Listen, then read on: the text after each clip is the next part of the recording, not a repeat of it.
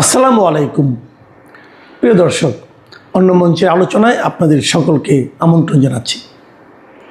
আজ আমাদের সঙ্গে আমন্ত্রিত অতিথি হিসেবে আছেন আমি অভিষেক রয়েছে আপনাদের সাথে। এই মুহূর্তে যে খবর নিয়ে উপস্থিত হয়েছি, তৃণমূল কংগ্রেসের পরেই শিবসেনা যেই মুহূর্তে একদম এনডিএ তে যুক্ত হতে যাচ্ছে, তখন যা খবর উঠে আসছে যে উদ্ধব ঠাকরে কংগ্রেসের সঙ্গে মার্জ করিয়ে দিতে চাইছিলেন এবং সেখান থেকেই একদম সরাসরি নিজের দল টিকিয়ে রাখতে পারলেন না। অর্থাৎ শিবসেনার যারা এমপি হিসেবে নির্বাচিত হয়েছিলেন 9 জন, তাদের মধ্যে 6 জন সরাসরি চলে যাচ্ছেন এই মুহূর্তে। এবং সেই খবরটা বেরিয়ে আসছে মিতু জৈন, একজন সাংবাদিক, তিনি বলছেন, reason given for the Shiv Sena revolt today was a fear that Shiv Sena would march with INC.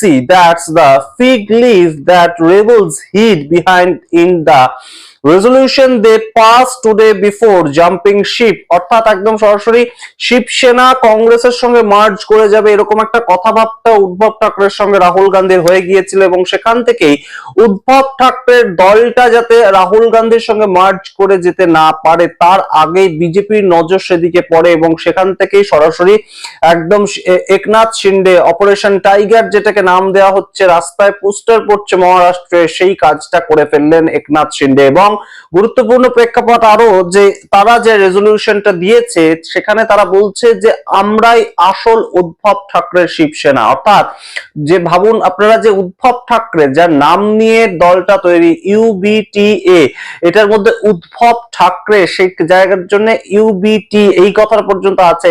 তো সেই দলটা অন্য কেউ আজকে দাবি করছেন সেটা উদ্ধব ঠাকরের নিজের দল নয়, তেমন প্রেক্ষাপট তৈরি হয়েছে। তার কারণ তারা বলছেন আমাদের আর এই দলের উপর কোনো ভরসা নেই, পার্টিতে আমাদের কোনো ধরনের কোনো ভরসা নেই, পার্টি চালাচ্ছেন সঞ্জয় রাউত। সঞ্জয় রাউত আপনারা জানেন যে উদ্ধব ঠাকরের অত্যন্ত স্নেহভাজন এবং উদ্ধব ঠাকরে দলটা বকলমে তিনি কোথাও গিয়ে চালান, আদিত্য ঠাকরে যুব সংগঠনটা চালান এবং সঞ্জয় রাউত রাজ্যসভার এমপি এবং তার সঙ্গে উদ্ধব ঠাকরে অত্যন্ত ছায়া সঙ্গী হিসেবে থাকেন। তো সেই জায়গা থেকে তিনি চালাচ্ছেন এই মুহূর্তে, তেমন একটা বক্তব্য রাখা হয়েছে। এবং তারা বলছেন বালাসাহেব ঠাকরের আদর্শ কখনো এটা ছিল না যে শিবসেনা কংগ্রেসের সঙ্গে মার্জ করে যাবে। এবং একদম সরাসরি যে বক্তব্যটা তাদের পক্ষ থেকে লেখা হয়েছে, Shiv Sena was not created two March with Congress. কিন্তু বক্তব্য হচ্ছে এখানে যে কংগ্রেসের সঙ্গে যুক্ত হতে তাদের এত সমস্যা এই মুহূর্তে তৈরি হচ্ছে, কিন্তু গুরুত্বপূর্ণ জায়গাটা তো অনেক আগেই তৈরি হয়েছিল যখন উদ্ধব ঠাকরে রাজ্যের মুখ্যমন্ত্রী হয়েছিলেন এনসিপি এবং কংগ্রেসের সঙ্গে যুক্ত হয়ে, তখন তাদের কোনো অসুবিধা হয়নি। অর্থাৎ একনাথ শিন্ডে যখন উদ্ধব ঠাকরের দলটাকে ভাঙাতে পারেননি, তার আগে কংগ্রেসের সাহায্য নিয়েই তো তারা সরকার চালিয়েছিলেন। 2024 সালের লোকসভা নির্বাচনে যখন উদ্ধব ঠাকরে নতুন দল খুললেন, এই 9 জন এমপি সেখান থেকে একদম রীতিমতন জিতে এলো, সেখানেও তো কংগ্রেসের সঙ্গে জোটবদ্ধ হয়ে লড়াইটা হয়েছিল, তখন কংগ্রেসের সঙ্গে মার্চ করতে কোনো অসুবিধা হয়নি। এই প্রশ্নগুলো এই মুহূর্তে উঠছে মহারাষ্ট্রের রাজনীতিকে নিয়ে। কিন্তু গুরুত্বপূর্ণ যে জায়গাটা একদম শুনুন আপনারা, যে তারা দাবি করছে আমরা আমাদের সম্পূর্ণ পার্টিটাকে নিয়ে একনাথ শিন্ডের দলের সঙ্গে যুক্ত করছি। আমরা একনাথ শিন্ডের দলে যুক্ত হচ্ছি না, মানে আমরা ইন্ডিভিজুয়ালি একনাথ শিন্ডের শিবসেনার পতাকা হাতে তুলে নিচ্ছি সেটা আমরা করছি না, আমরা আমাদের পার্টিটাকে নিয়ে একদম সরাসরি দলত্যাগ বিরোধী আইনও আমাদের বিরুদ্ধে লাগু হবে না, সেই রকম প্রেক্ষাপট তৈরি করে সম্পূর্ণ চলে যাচ্ছে। কারণ 9 জনের মধ্যে 6 জন মানে তো 2/3 হচ্ছেই সংখ্যাটা। তো সেই হিসাবে কিন্তু এই মুহূর্তে গুরুতর প্রেক্ষাপট তৈরি হয়েছে। এবং আপনাদেরকে জানাই এই যে সামগ্রিক বিষয়টা এটা হচ্ছে কেন, তার কারণটা কিন্তু একটাই, যে 360 অর্থাৎ 360 সংখ্যাটায় পৌঁছাতেই হবে ভারতীয় জনতা পার্টি এবং এনডিএ কে। কারণ তারা এই মুহূর্তে 3টে বিল নিয়ে প্রচন্ড গুরুত্বপূর্ণভাবে ভাবনা চিন্তা করছেন এবং এপ্রিল মাসের যখন 17 তারিখ সংসদে স্পেশাল অধিবেশনে এই 3টে বিল পড়ে যায়, এই 3টে বিল সংখ্যার জন্য তারা একদম পাশ করাতে পারে না। তার পরবর্তী সময় থেকে কিন্তু এই বিষয়টা গুলো ঘোরাঘুরি করছে যে 360-এ পৌঁছাতেই হবে। অর্থাৎ ভারতীয় জনতা পার্টি যে ডাকটা দিয়েছিল 2024-এ আপকি বার 400 পার, সেটাতে 240-এ এসে তাদের থামতে হলেও তারা 360-এর কাছাকাছি পৌঁছাবেই। এবং 3খানা বিল এই মুহূর্তে গুরুত্বপূর্ণ জায়গায় দাঁড়িয়ে আছে যে তারা যা ইচ্ছা তাই করতে পারবে। কোন 3টে? আপনারা জানেন যে ডিলিমিটেশন অত্যন্ত গুরুত্বপূর্ণ একটা ফ্যাক্টর এই মুহূর্তে, যে সারা ভারতবর্ষে 543 জন লোকসভার এমপি রয়েছেন, তার সেই সংখ্যাটাকে 800-র বেশি বা 820 করতে হবে। সেই জন্য ডিলিমিটেশন বিল আনতে হবে। তার পরবর্তীতে one nation one vote. One nation one vote বলতে একদম সমস্ত রাজ্যের বিধানসভা ভোট এবং সমস্ত রাজ্যের যে লোকসভা ভোট, সেই ভোটটাকে একত্রিত ভাবে করতে হবে। অর্থাৎ লোকসভা ভোট সারা দেশে একসাথেই হয়, কিন্তু একদম সরাসরি রাজ্যের যে ভোটগুলো, এই যে 26-এ পশ্চিমবঙ্গে ভোট হলো, 27-এ উত্তরপ্রদেশে ভোট, তো ভারতীয় জনতা পার্টির বক্তব্য হচ্ছে যে আমাদের বিভিন্ন সময়ে বিকশিত ভারত গড়ার যে কাজটা সেটা আটকে যায়, বিভিন্ন রাজ্যে ভোট প্রচার করতে যেতে হয় বলে। তো একই সাথে যদি সম্পূর্ণ কাজটা হয়ে যায়, অর্থাৎ 29-এ যদি পশ্চিমবঙ্গ সরকারের জন্য বিধানসভা ভোট মানুষ দেয়, পাশেই একটা ইভিএম থাকবে, সেখানে একদম লোকসভা হিসেবে ভোট মানুষ দেবে। সেটাই এই মুহূর্তে ভারতীয় জনতা পার্টি করতে চাইছে, এবং সেই ওয়ান নেশন ওয়ান ইলেকশন এই বিলটাও কিন্তু তারা পাশ করাতে পারে এই 360 সংখ্যাটা পৌঁছে গেলে। এবং তৃতীয়টা আরেকটু কঠিন, তাতে সংবিধান সংশোধন করতে হবে। তবে বিজেপি ইতিমধ্যেই প্রমাণ করে দিয়েছে যে কঠিন হতে পারে কিন্তু অসম্ভব নয়। তাই সেকুলারিজম কথাটা সেটাও সংবিধান থেকে সরাতে হবে, অর্থাৎ ধর্ম নিরপেক্ষতা এই কথাটাও কোনোভাবেই কিন্তু ভারতের যে সংবিধান সেখানে রাখার খুব একটা পক্ষপাতী নয় দক্ষিণপন্থী কোনো দলই। তো সেই ক্ষেত্রে এই মুহূর্তে যদি সংখ্যার একবার বিচার করি আমরা, তাহলে 293 ছিল তাদের সংখ্যা। বাংলা জয়টা তাদের কাছে কেন এতটা গুরুত্বপূর্ণ ছিল? বাংলা জয় অন্যান্য রাজ্যের মতো নয়, বাংলা জয় শ্যামাপ্রসাদ মুখার্জির মাটিতে জয়।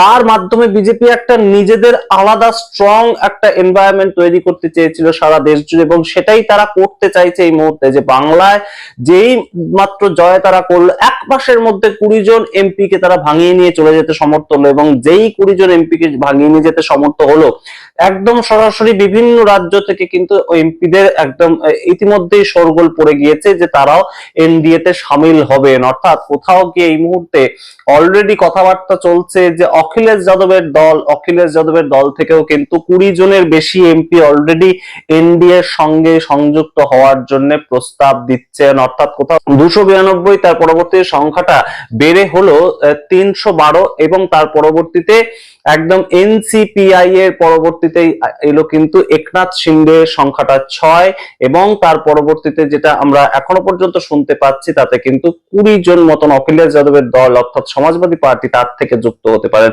যদি সংখ্যাটা আমরা 20ও ধরে নিই, তাহলে কিন্তু কোথাও গিয়ে কাছাকাছি 340-এর মতন একটা বিষয় দাঁড়াচ্ছে, এবং 340 যদি হয়ে যায় তাহলে 360-এ খুব একটা দেরি হবে না। তার কারণ এই মুহূর্তে আপনারা জানেন যে তামিলনাড়ুতে ডিএমকে তরফ থেকে 22 জন এমপি রয়েছে, এবং যে তামিলনাড়ুর ডিএমকে অলরেডি আমরা দেখতে পেয়েছিলাম যে ডিলিমিটেশন বিলটাকে পুড়িয়ে দিয়েছিল ভোটের আগে।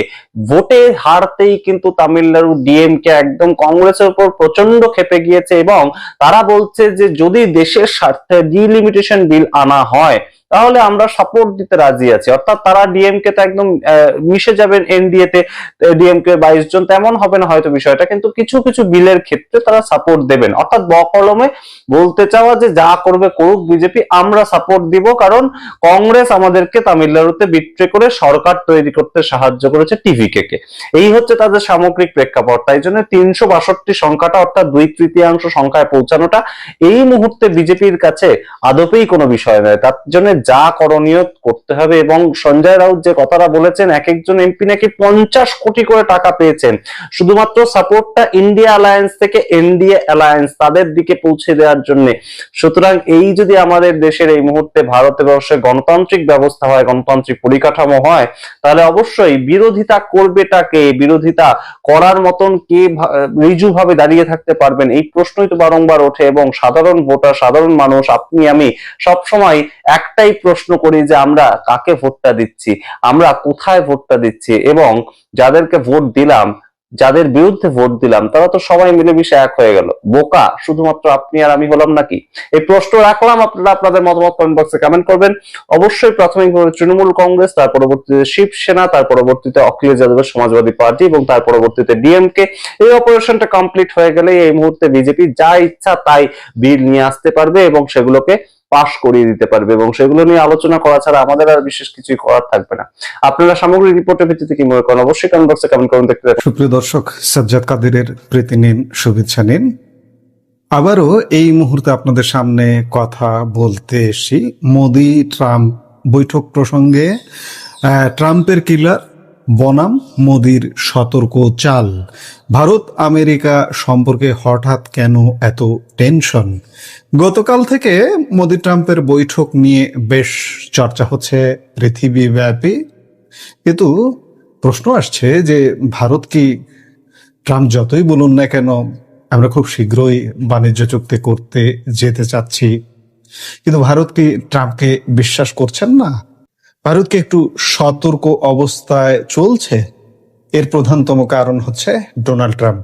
কারণ ডোনাল্ড ট্রাম্প এমন একজন মানুষ যে তাকে আসলে প্রেডিকশন করা যায় না। তিনি আজ একটা কথা বলেন, আগামীকালকে আরেকটা কথা বলেন, যার দরুন ভারত আসলে বিশ্বাস করতে পারছে না যে ডোনাল্ড ট্রাম্প বা আমেরিকা এই মুহূর্তে ভারতের কবজায় চলে আসবে, যার দরুন ভারতের যথেষ্ট সতর্ক অবস্থান।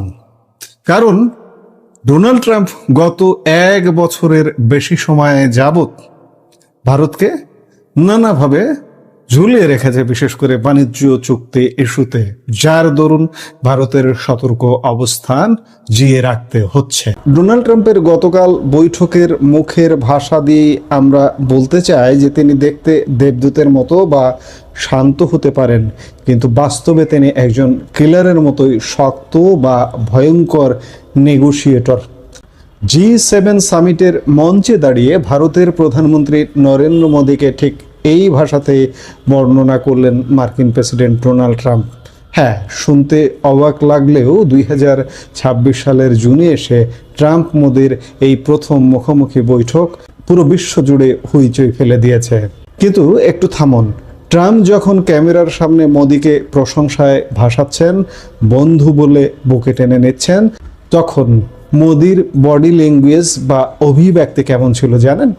একদম শান্ত, গম্ভীর এবং লিখিত নোট দেখে মাপা শব্দে কথা বলা। ট্রাম্প যেখানে বলছেন ভারত আমেরিকা বাণিজ্য চুক্তির একদম কাছাকাছি, সেখানে ভারত কেন পা ফেলছে চরম সাবধানে? কেন পর্দার আড়ালে তৈরি হচ্ছে এক নতুন ভূ রাজনৈতিক ফাটল? ভারত বাংলাদেশ সহ উপমহাদেশের অর্থনীতিতে এর প্রভাব কি? আজ সব কিছুর আসল রহস্য ফাঁস করব এই ভিডিওতে। ঘটনাটি ঘটেছে 1 বছরেরও বেশি সময় পর, 16 মাস পর দুই নেতার প্রথম ব্যক্তিগত বৈঠক।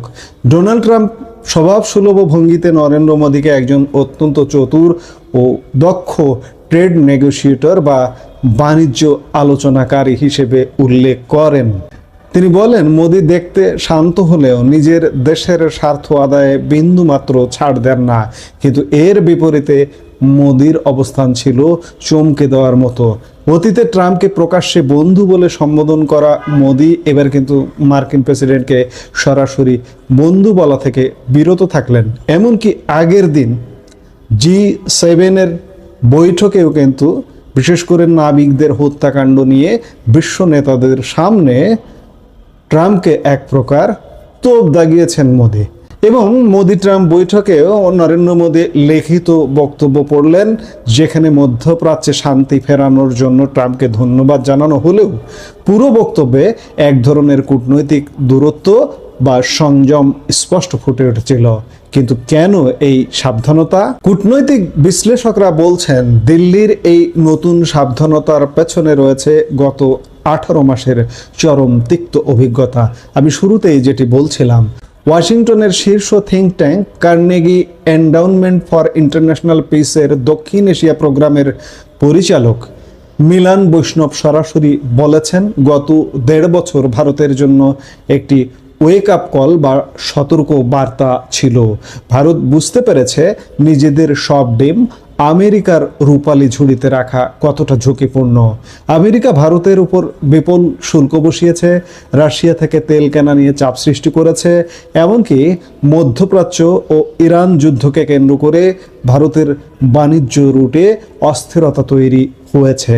তাই ভারত এখন বুঝতে পেরেছে শুধু হাসি মুখে হাত মেলালেই দীর্ঘমেয়াদী সংকটের সমাধান হয় না। আমেরিকার উপর নির্ভরতা কমাতে ভারত এখন তার আন্তর্জাতিক অংশীদারিত্বে বৈচিত্র্য আনছে। মোদি G7 সামিটের মঞ্চটিকে ব্যবহার করেছেন বিশ্বের অন্য মিডল পাওয়ার বা উদীয়মান পরাশক্তি দেশগুলোর সাথে সম্পর্ক মজবুত করতে, যেমন যুক্তরাজ্য এবং কানাডা, এবং এর ফলাফলও এসেছে হাতে নাতে। আগামী 15 জুলাই থেকে কার্যকর হতে যাচ্ছে ভারত ও যুক্তরাজ্যের মধ্যকার ঐতিহাসিক মুক্ত বাণিজ্য চুক্তি বা FTA। এর ফলে প্রথম বছরেই প্রায় $480 মিলিয়ন শুল্ক কমবে। এছাড়া কানাডা এবং ইউরোপীয় ইউনিয়নের সাথেও ভারতের চুক্তি চূড়ান্ত পর্যায়ে রয়েছে। অর্থাৎ আমেরিকা যখন ভারতকে ঝুলিয়ে রাখছে, ভারত তখন বিশ্ববাজারের অন্য বড় বড় দুয়ার খুলে ফেলছে।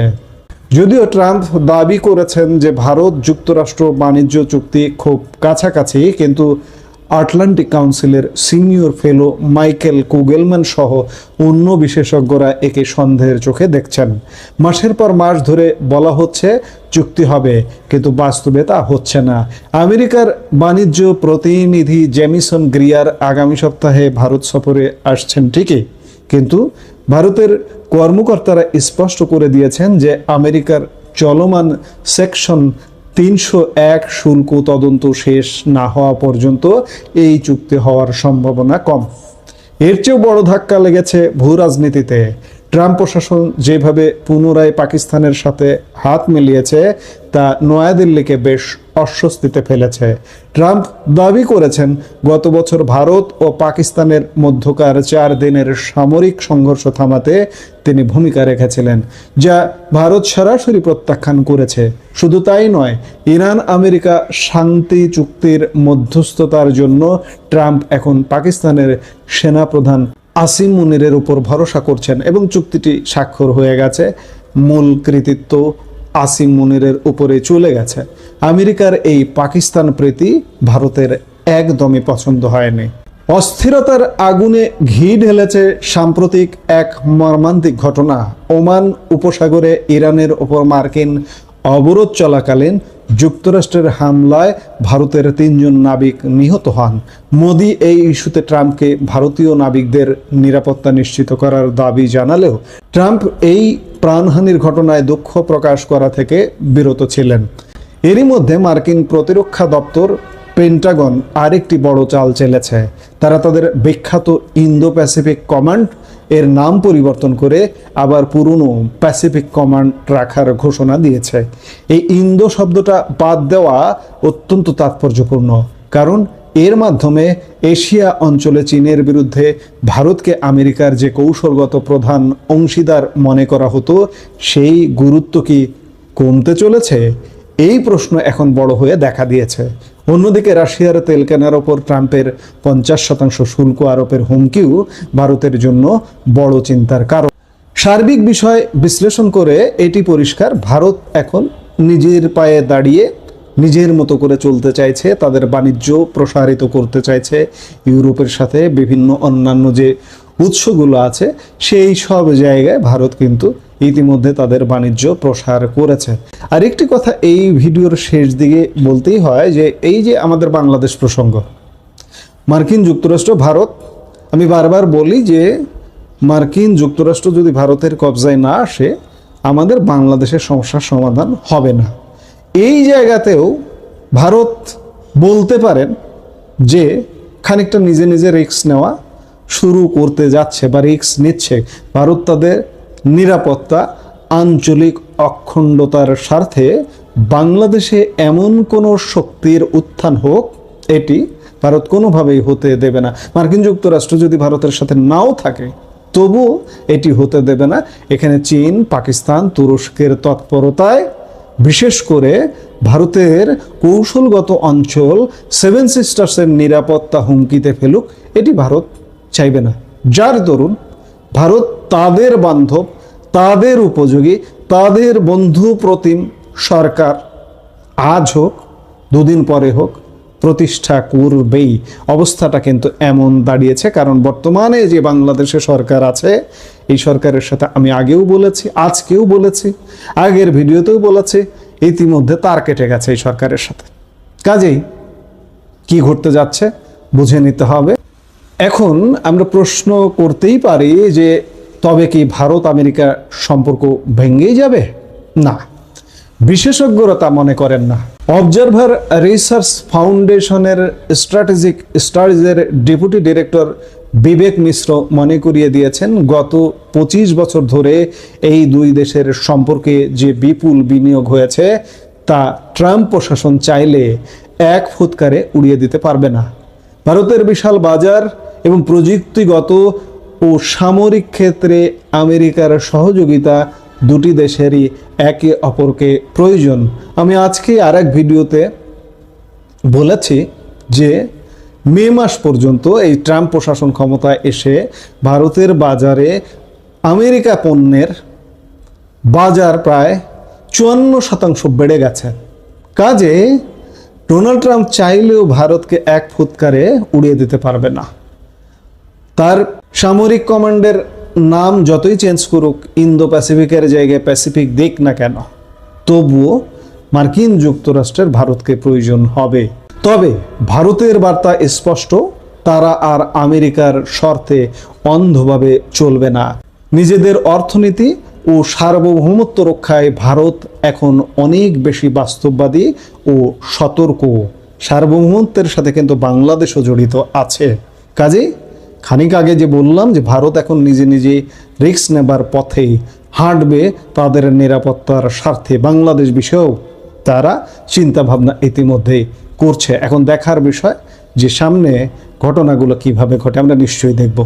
এই মুহূর্তের ভিডিও থেকে বিদায় নিতে চাইছি। দেখা হবে পরবর্তী ভিডিওতে। সে পর্যন্ত সবাই ভালো থাকুন, সুস্থ থাকুন।